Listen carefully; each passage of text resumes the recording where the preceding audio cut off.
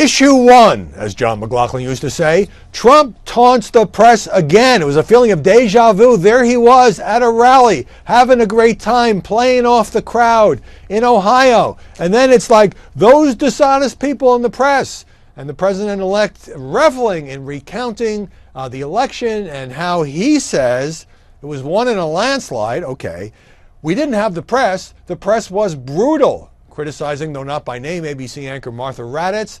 And he seemed to revel in how just about everyone in the mainstream media, and this is true, wrote him off, didn't give him a chance of winning this election. It's even true the morning of Election Day. They go on for weeks. Texas is in play. You turn on the television, Donald Trump has won Texas. You know, I understand certainly why Trump would want to claim a little bit of vindication, but it did make me think after he made some gestures toward the press, going to meet with the New York Times, having the network executives in.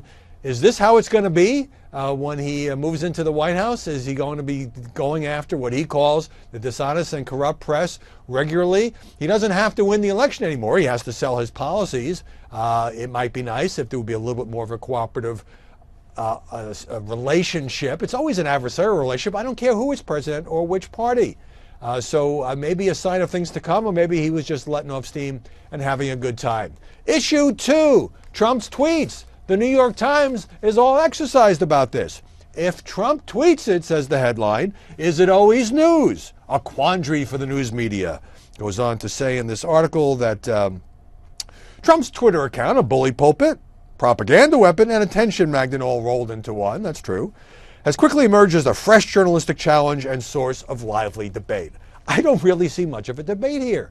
The idea is, well, Donald Trump just fires off these 140-character messages, and it might be about something that we're not even focused on, like flag burning. People burn the flag should go to jail or lose their citizenship.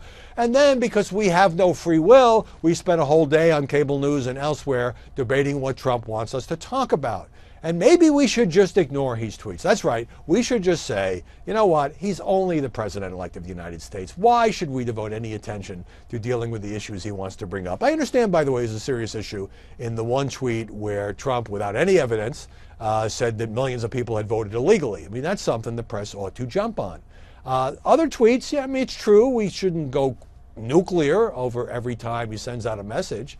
At the same time, I guess it was after that Trump sent out a tweet saying he was going to step completely out of his business and having legal papers drawn up and to turn it over to his kids. Not that much detail. That was on every website, every newspaper, every television network in America. So now imagine if it wasn't Twitter, if it was, oh, I don't know, Trump walking to the helicopter and saying a few words, Trump putting out a short press release, Trump giving a short radio interview. We wouldn't sit around and say, well, you know, it's kind of short. He didn't have much detail. I don't think we're going to cover this. So it's Twitter. So it gives him a way of communicating directly with 16 million followers and also a way of shaping the media's agenda. We have a pretty big megaphone. We can put it in context. We can ask for more detail. But the idea that this is great debate, that we're just not going to cover what the future POTUS says, I don't think so.